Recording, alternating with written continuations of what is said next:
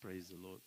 Please take your Bible with me, please, and open to the book of Matthew chapter 5. I'm going to read the first 12 verses, and then we will pray.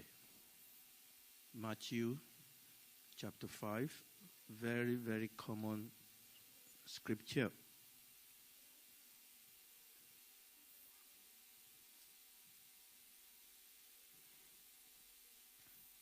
Actually, I think I will read up to verse 16 because that's where I'm going really.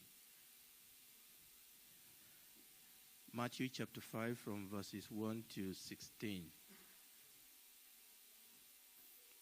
When Jesus saw the crowd, he went up on the mountain, and after he sat down, his disciples came to him. He opened his mouth and began to teach them, saying, "Blessed are the poor in spirit, for theirs is the kingdom of God. Blessed are those who mourn, for they shall be comforted.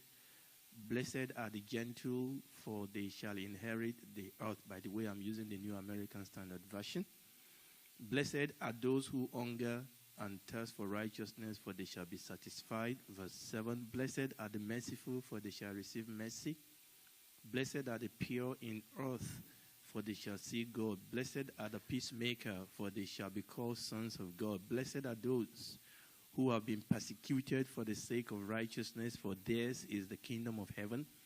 Blessed are you when people insult you and persecute you and falsely say all kind of evil against you because of me. Rejoice and be glad, for your reward is in heaven is great, for in the same way they persecuted the prophet who were before you. The next portion is actually where I'm going, verse 13.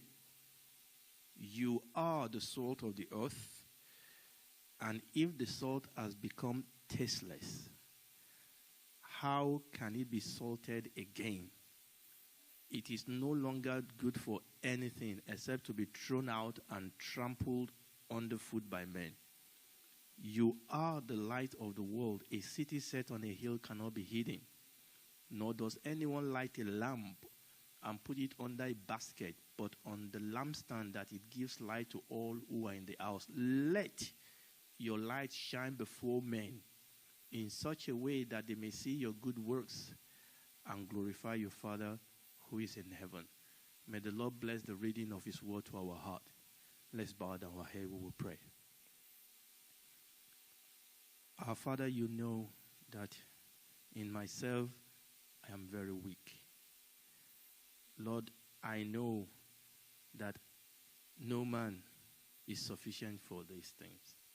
Lord, what must be done, what needs to be done, what have to be done, must be done by your Spirit. No human flesh, no human voice, no human manipulation can accomplish eternal divine things. Lord, we don't need, in this place, we don't need manipulation. Lord, we need divine touch. Lord, we need you to breathe upon us. We need you to speak to us. We need you to touch each and every one of us. We need to touch you, Father. We need to touch the power. Lord, your power, your word has anointing. Your word has power. There is what we need is already in your word. We just need to connect with it. And Lord, that's what we are trusting you this morning.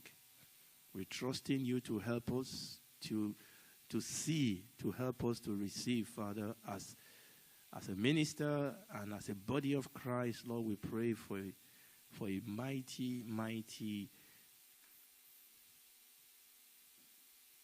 move of your Spirit, that your word will have free course in our midst today. Lord, we trust that you will speak into situation and into life. You will encourage, you will correct, you will rebuke, you will equip, Father. Lord, we pray. Thank you, Lord. In Jesus' name we pray. Amen. Praise the Lord. I mean, obviously, you know that this month has been our month of revival. And today, by the grace of God, I want to talk about repentance. So today, I will take the first part in the first service, and I will take the second part in the second service. I want to talk about why revival tarries. In particular, I want to talk about a call to repentance. So you can call this a call to repentance part 1. And then in the second service, by the grace of God, we'll do the second part. So if you are not here for the second service, please look at the sermon on Facebook. In the second service, I will be using a slide, but I'm not using a slide in the first service. So in the first service, what I want to do is I was asking myself a question. How did we get to this place? How did we get here? And when I'm talking about we, I'm talking about the church. I'm talking about the church in general. How did we get here? How did we all end up here? I don't know about you. You must have read the story of someone or a group of people that seems to have so much potential. You know, maybe you're a teacher and there's a student that you taught in school and you thought, you know what, this student has such a potential. You could see the potential, you could see the gift, you could see that this child has been made for a great thing. It's a child that when you teach him or her, get it straight, he or she is a leader among their peers, and you could see something in the life of this individual. Maybe you're a coach, you coach, you know, we've read of players, if you like football or whatever games you like, and people say, you know what, this guy is built for great things. He's going to be the next Messi or the next something. How often have we had people saying things about these same people a few years down the line and they fizzle out? And people are saying, you know, we thought it was going to be the next great things. We thought she was going to be the next great things, but something seems to have happened in the life of that individual. You know, oftentimes people talk about tennis player. You see, Roger Federer at 30 has gone back to world number 1.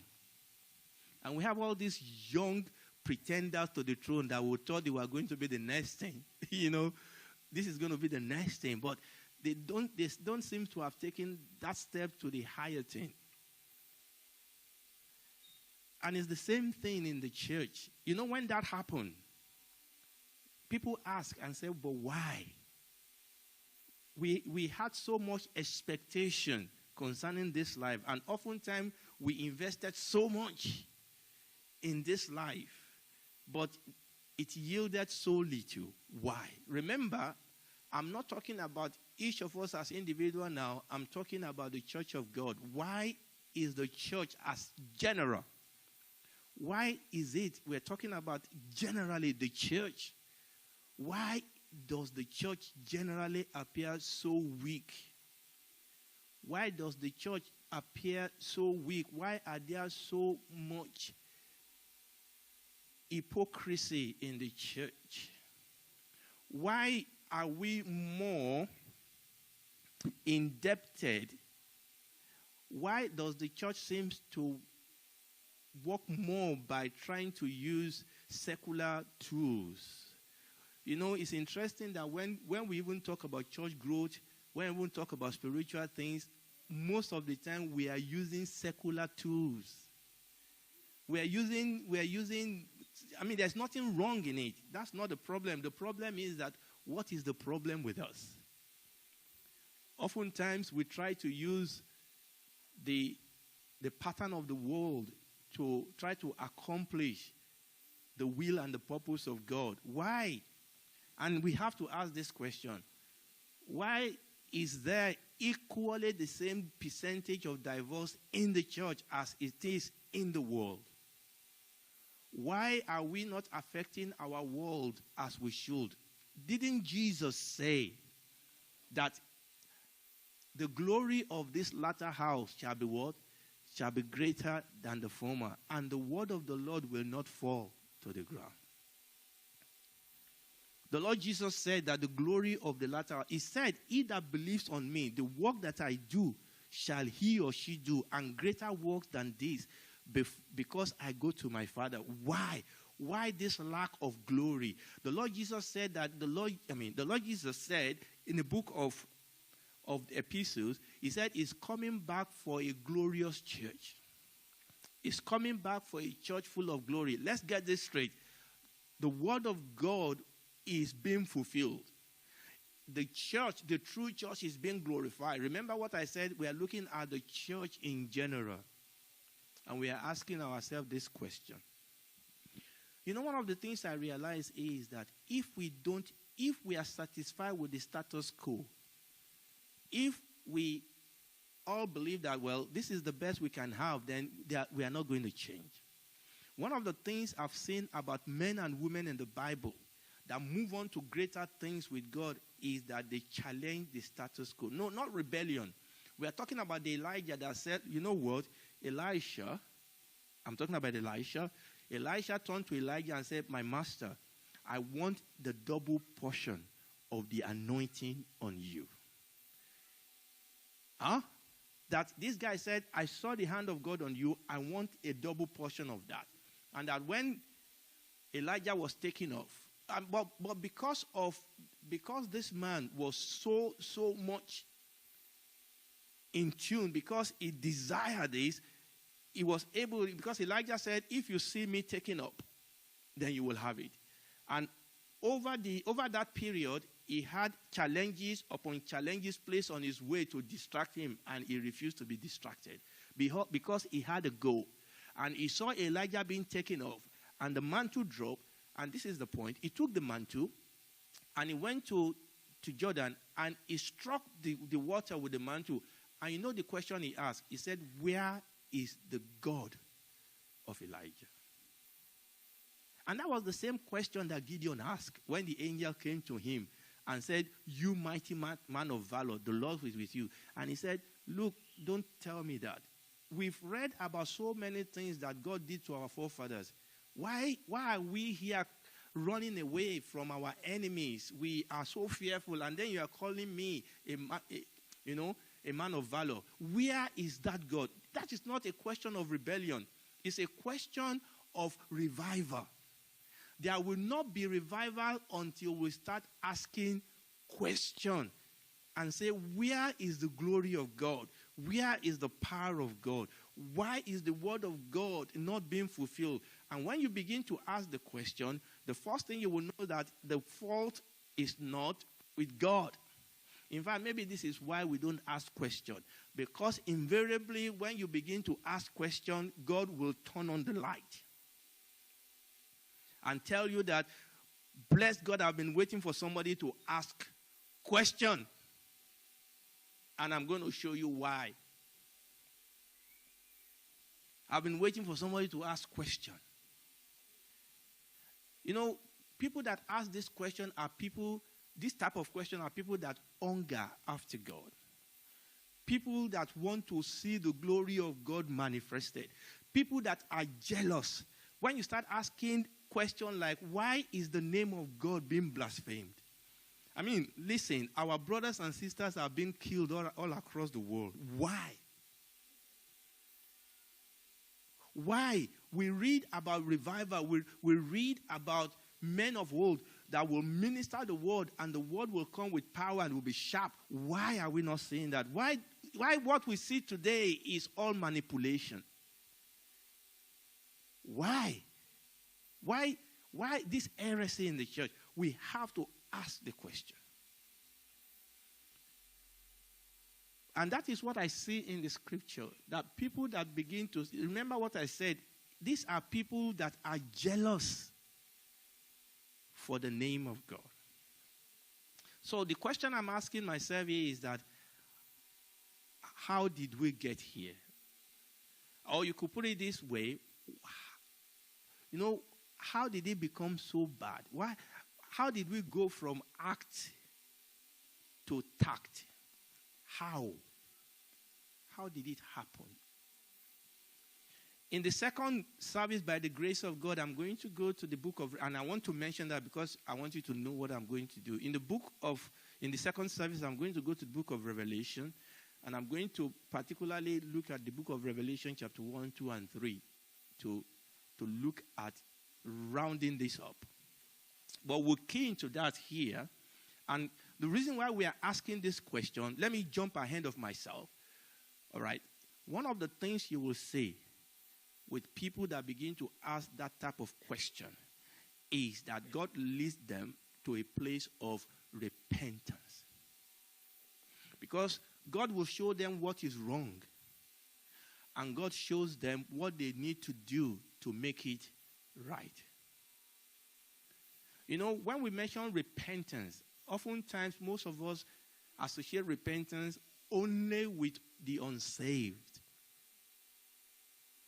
Most of us usually don't associate the word repentance with the church. And that is what I'll be dealing with in the second service. But let me mention it here. When you read chapter 2 and chapter 3 of the book of Revelation, the Lord Jesus sent a school report, an exam report to 7 churches. These are not unbelievers. These are churches. And the Lord Jesus himself was the one that sent the letter to them. And 5 times in those 7 letters, he told them, repent. Repent. Repent. If you don't repent, this is what is going to happen. So it is very important for us that we understand that you cannot get to that point of repenting if you don't understand that something is wrong. If you don't understand that something is missing.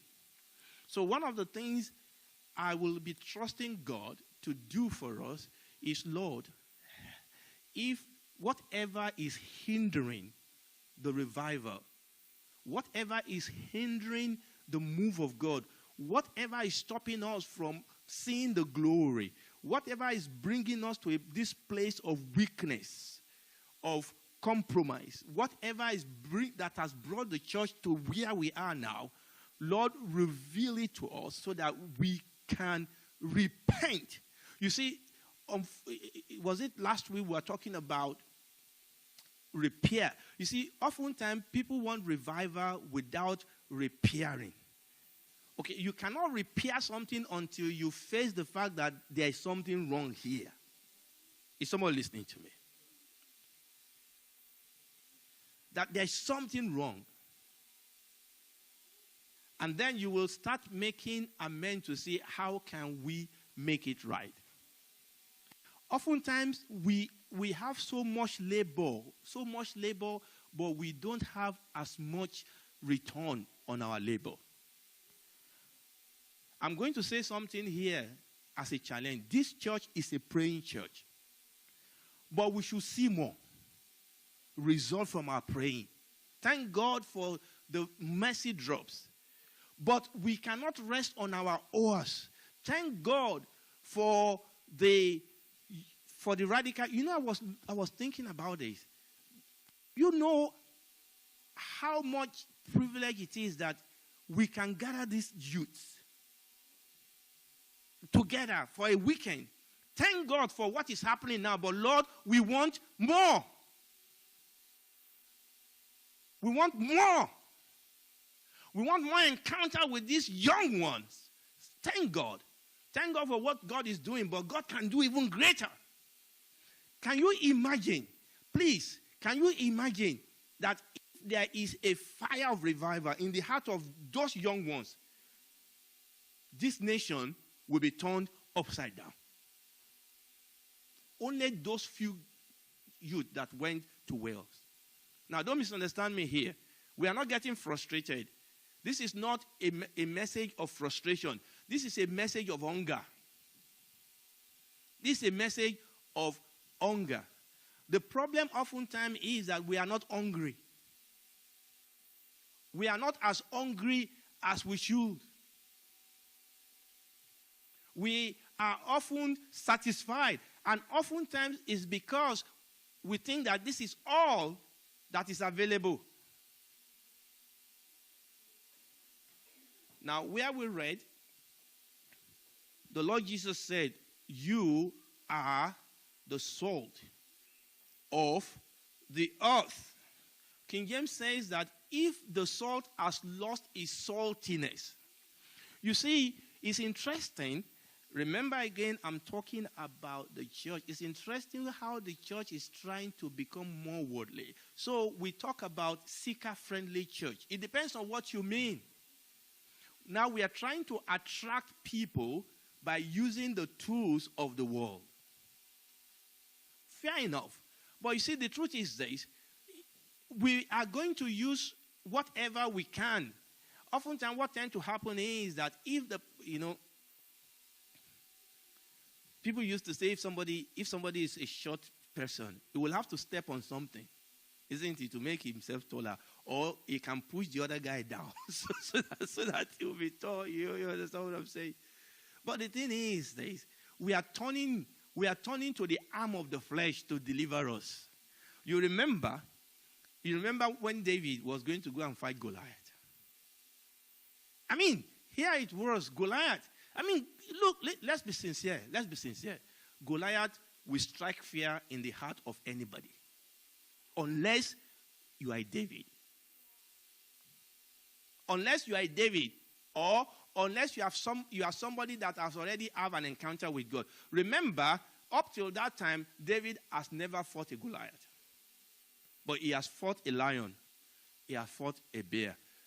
David had an experience with God. And David is the man that is always saying, create in me a clean heart. David is the man that said, my heart pants after you. David was hungry for God. Listen. Oftentimes the problem is that, oftentimes the issue is that if we are hungry at all, we are hungry for ourselves. God, make our church bigger. God, bless my family. And there's nothing wrong in that. But our hungry must be for the glory of God. That God must be glorified in my life, whether by life or by death. No matter what is going to cost me, his name must be glorified. That the name of God must be glorified in this city. The name of Jesus must be glorified in this nation. Righteousness must be done. The purpose of God must be fulfilled. The will of God must be done. Our Father who art in heaven, hallowed be your name. Your kingdom come. Your will be done on earth. Lord, I want your kingdom to be established. Lord, I want your will to be done. Lord, I want your name to be hallowed. And if that is our hunger, then we will see the Lord. And if that is your hunger, if that is my hunger, in the process, we will be blessed doing it. But it will not be because of what we are going to enjoy. It's not going to be because of our blessing or comfort primarily. It will be because we are jealous for the name of our God. Is someone listening to me? So David came and he saw the Goliath. And you know, the same Goliath that struck fear in the heart of everybody struck a righteous indignation in the heart of David. The same man, the same Goliath coming and cursing. And you know what David said? He said, who is this uncircumcised Philistine that he should, what was the word he used there? That he should come and be cursing the people of God. In other words, David looked at this as an affront upon the name of God. And he said, God will give me this guy. He was jealous for the name of the God of Israel. And then, finally, they brought David's attention to Saul, and Saul clothed him in his armor. And David said, I can't go with this. I mean, if your armor could kill Goliath, why didn't you take it and go and fight him in the first place? David took his sling. David took the stone. I wish we can talk about the sling and the stone that killed Goliath, because there's a message in that. But you see, David told us how he went to fight Goliath. It's not the sling. He said, I come against you in the name of the Lord of hosts, whose name you have been challenging. And that was the force, that was the power behind David. That this same threat that causes fear in other people actually build up a righteous anger in the life of David. Are we such people? The Bible says that you are the salt of the earth. But if the salt lost its saltiness, there is something that is peculiar about us. But the thing is, remember what I said, how did we get here? You know what I found? The problem is that the church generally, today, is like Samson. Our ear has been shaved. Someone listening to me. That peculiarity. We are living in an age now where we are taking the power out of our faith. We are being bombarded. And please listen to me very well. I want you to see why we need revival. We are living in an age now where there is so much apostasy in the church. The power, the cross and the blood of Jesus, we are being told now that we have to take it out.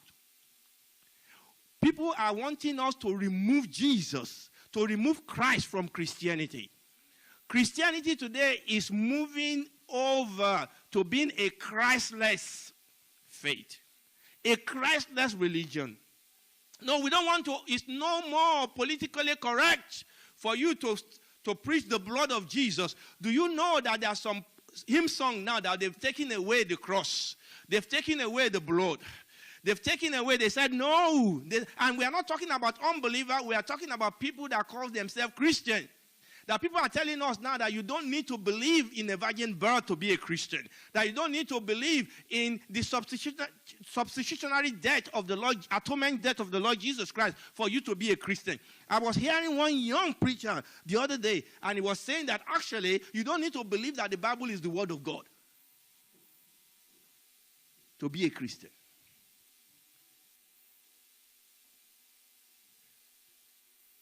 A lot of our young people go into seminaries with fire in their heart, and they come out with ice block in their soul. Because in there, everything they believe in is challenged and crushed. But let's talk about every other church. What are we preaching over our pulpit? Remember, I'm not talking about our church now. I'll come to us. What are we preaching over our pulpit? Most churches today, they are preaching comfort. Most of what we preach today is how to get bigger things, get better things. Are we preaching the cross? Are we preaching the kingdom of God? Are we preaching the power of God? Are we preaching the nature of God? Are we preaching the holiness of God?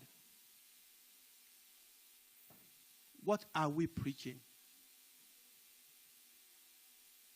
How did we get here? How did we get here? You know, the Lord Jesus said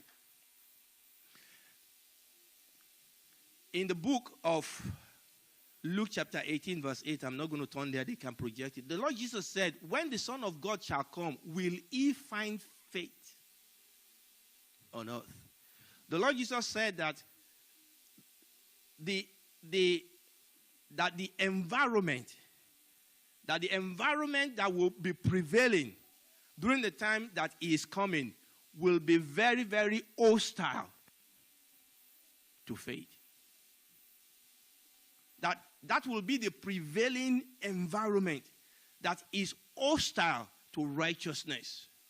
He said, when the Son of Man shall come, will he find faith? He will. Obviously, it's a rhetorical question. He's telling us how difficult it will be. When you read the book of Timothy, Paul was writing to Timothy, and I'm just going to quote this out. When you read 1 Timothy chapter 4 and 2 Timothy chapter 4, Paul was writing Timothy in 1 Timothy chapter 4. He said, many will depart from faith. And 2 Timothy chapter 4, he said, many people will gather to themselves teachers that will tell them what they want to hear. Let me ask you something here. Let's come to ourselves. How many of us here are like Ruth? No, not Ruth now. Esther. I mean, I could talk about Ruth. Yes, we'll come to Luke, but let's talk about Esther. How many of us here are like Esther that says, you know what? If this is what, and I'm talking to myself. I'm not just talking to you. That we are like Esther and say, you know what? If that is what God wants, I'm going to pray. I'm going to fast. And I'm going to do the will of God. And if I perish, I perish. How many of us are like Ruth that say, you know what? This God will be my God. He was talking to Naomi. Say, your God will be your God, my God. Your people will be my people. Where you go, I will go. Where you die, I will die. How many of us have that type of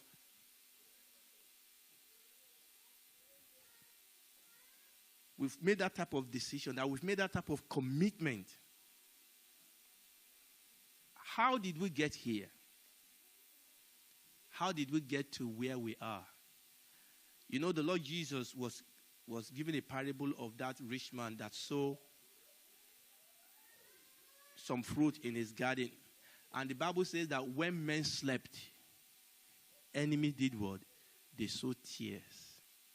They sowed weed. Why men slept? How did we get to where we are? It's because somewhere down the line we slept. Let me give you a rundown here.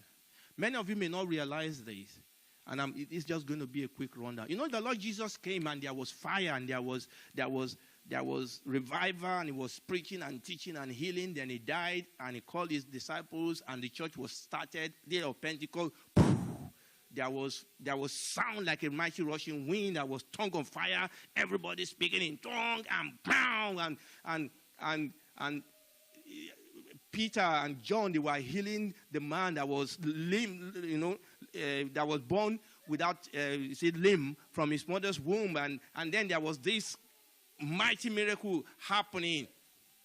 But do you know, if you read, even in the book of Acts, straight away you will see that right from inception, right from conception, the church have had to face heresies.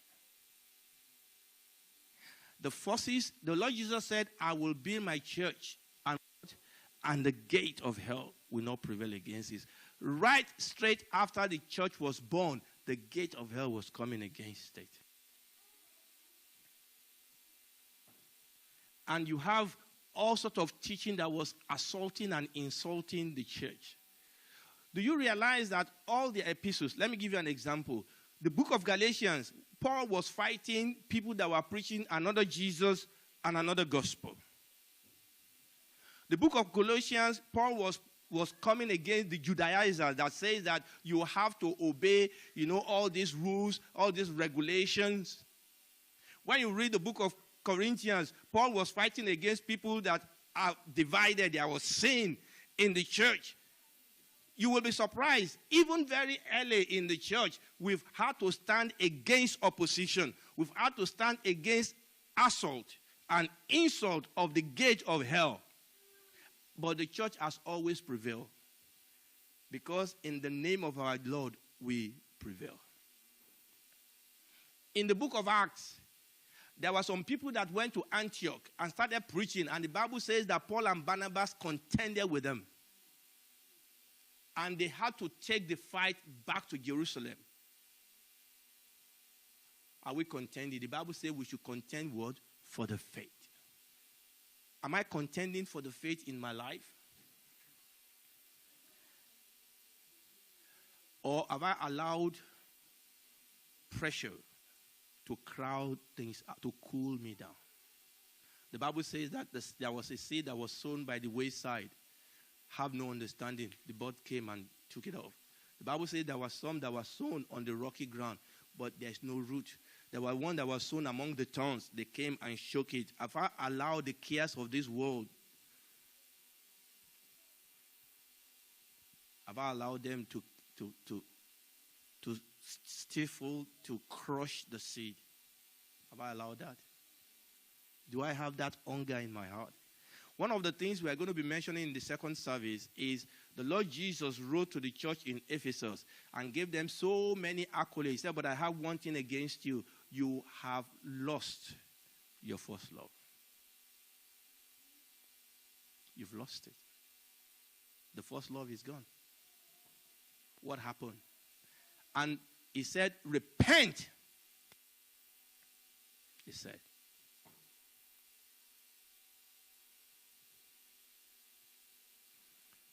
We can go on and on. That was how it started. The church was born, and you have all this insult and assault that was coming against the church. But the way the church overcame was exactly the way the Lord Jesus overcame the devil on the Mount of Temptation. It is written. It's always by the word of God and by the Spirit of God. And that is how the church have always conquered. But what we have now is that people are not preaching the gospel. People are preaching another gospel.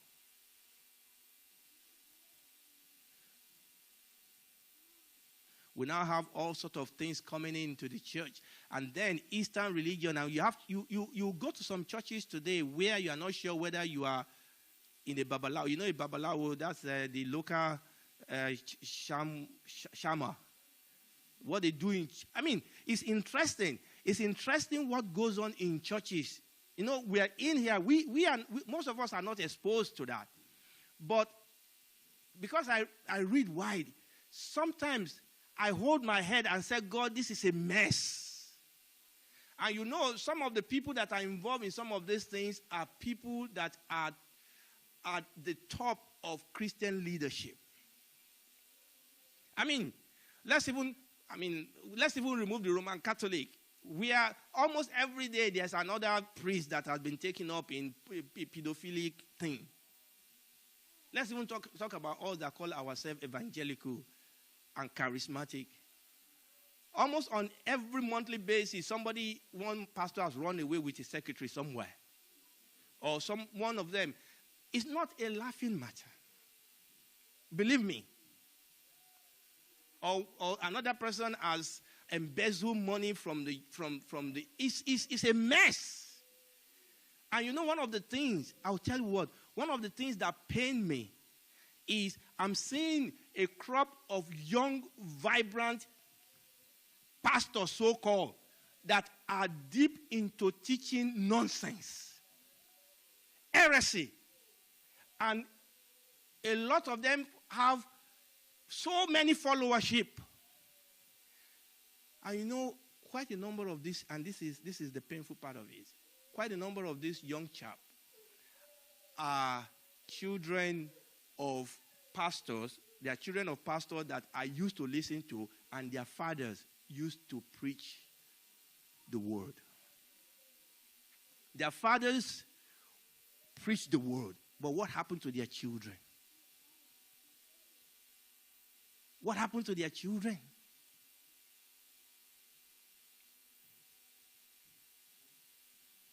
The Bible says that this is where we come in. Please listen to me very well. The Bible says that in the middle of this darkness, Jesus is coming for a glorious church. Listen to me. Jesus always have a remnant. You remember when Elijah killed all the prophets of Baal and he was running away from Jezebel. Elijah was telling God, he said, I alone am the only one that is left. God said, no. Sometimes it's easy for us when we paint all this dark picture of place. It's like, is there any genuine Christian? There are. They are genuine Christian. God said, I've retained for myself, I think it's 7,000. Said, they've not bowed their knee to Baal. I have people, listen to me, and this is my call for you today. Don't you be discouraged and don't you be distracted. The problem with what we face is that we may come to a point where our love starts cooling down. We look around and say everybody's doing it. No, not everybody is doing it. There are men and women, young people, old people that are seeking the face of God all across our churches that are seeking the face of God, and they're seeking the truth. And God is showing them the truth. God is drawing them. God is equipping them. And God is going to release them when the time is ripe. The question is, will you and I be one of them? I'm going to round up with this word. I talk about this word repentance. And I'm going to be elaborating more on that as in the second service. But let me say something about this word repentance. And I'm just going to read this out to you, and then I will say one or two things and we will close. What do I mean when I talk about repentance? Let me give you this definition that I found somewhere, and I think that this is quite good. Please listen to this. What is repentance? True repentance begins with the knowledge of sin. Remember, the sin here I'm talking about is oftentimes our sin of omission. You see, we can talk about sin of commission, but we can also talk about sin of omission. Do you realize the Bible says that whosoever knows how to do good and does not do it, to him or her it is sin. Do I study? Do I take God for granted? Do I study my Bible? Do I pray? It's sin. The Bible says that anything that is not of faith is sin. Listen, people, we're not talking about you getting born again. We're talking about you and I committing ourselves, purifying ourselves to be a vessel through which God will flow through. Is someone listening to me? The Bible says that sin is a transgression of the law. If I fall short of God's glorious ideal, do you know that I may be sinning now? Let me tell you what. If God tells me to say something and I don't say it because I'm afraid of your face, then I'm sinning. Even though I'm preaching the word. Is someone listening to me? These are the things. This is the reason why revival tarries. So number one, true repentance begins with the knowledge of sin. And I will give you a good example. You know that prodigal son that took all his belongings and boom, he went. He was enjoying himself. Even when he blew all his money, he still didn't repent. He was still trying to get things done by himself. But the Bible says he came to his senses and he remembered. So that's the first thing. That repentance begins with the knowledge of sin. Then it goes on to work sorrow for sin. In other words, anything that doesn't make you sorrowful. Now, sin, repentance is much more than just being sorry. Is that God open your eyes to see what you've done, and it's actually you regret, it gives you a pain that you've been doing that. And listen to me. Ultimately, every sin is against God. If I sin against my wife, ultimately I'm sinning against God. Sometimes people say, but nobody is getting hurt. Listen to me.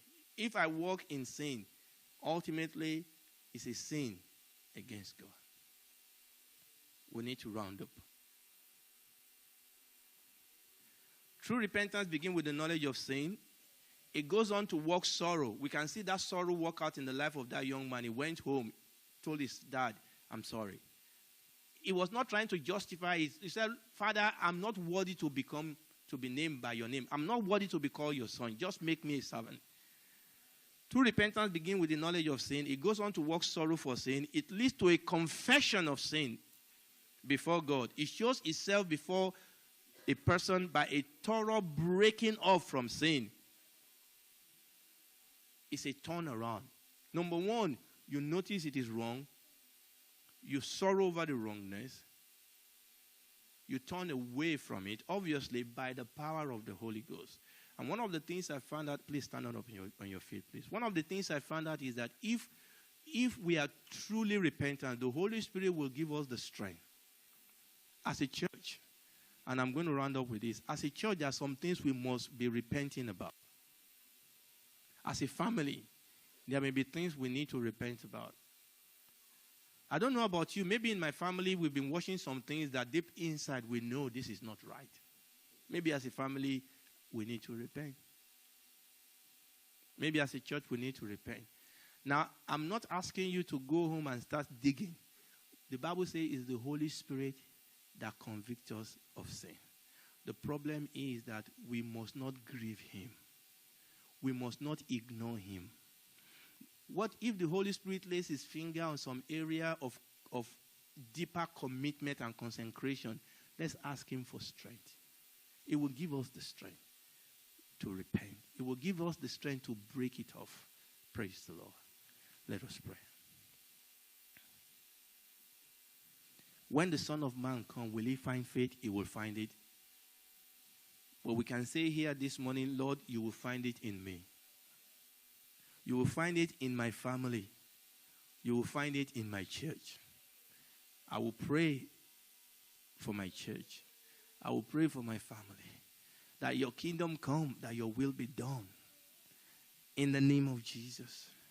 Lord, I pray that you will create in us a hunger, a desire to see your glory. That we will be jealous for the glory and the honor of our God. That like Esther, we will live and will die for you. In the name of Jesus. Why revival tarries is because men slept. Why does revival tarry? It's because men slept. It's because there is no oil. It's because there is no word from the Lord. But Lord, we pray, oh God, wake us up. Lord, fill us afresh with fresh anointing. Lord, send your word with power into our life, Father, in the name of Jesus. Father, in the name of Jesus, I pray, oh God, that in our individual life, you will make this word relevant. Father, I pray for my brothers and sisters. Whatever is a distraction in our life, whatever is a hindrance, every gate of hell that is hedging us in, Lord, will break them into pieces. Lord, whatever is a distraction, whatever is a hindrance in our life, will break them into pieces. Every weight that easily besets us, every sin that is causing constant guilt that is coming against us, oh God, Lord, I pray, oh God, you will give each and every one of us here the power by your Holy Spirit. Lord, we overcome by the blood of the Lamb and by the word of our testimony. Lord, we commit this week into your hand. Lord, we commit our going out and coming in, our home, our family, the work of our hand. We plead the blood of Jesus. Lord, we pray, oh God, that we will experience your goodness and your favor. Lord, we'll experience your provision. Lord, more importantly, Lord, I pray, oh God, you will draw our heart closer to you. That you will create an hunger for you in our heart, in our home, in our church, oh God.